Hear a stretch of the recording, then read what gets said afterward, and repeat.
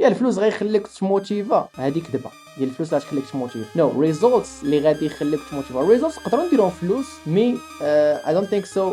الفلوس هما اللي غيكونوا ريزولتس. هو يو سي يور سيتويشن، كتشوف انت كيفاش كنتي وكيوليتي، فهمتي؟ حيت الفلوس هما غيتداروا مع الوقت، فهمتيني؟ يو سي الموتيفيشن هو كتشوف راسك قبل كيفاش كنتي ودابا كيفاش وليتي. فور اكزامبل ليتس دو ات از فور فيتنس فور جيم، كنتي غليظ واحد المده غادي وكترقى، سو يا تدار موتيفيشن باش تكمل.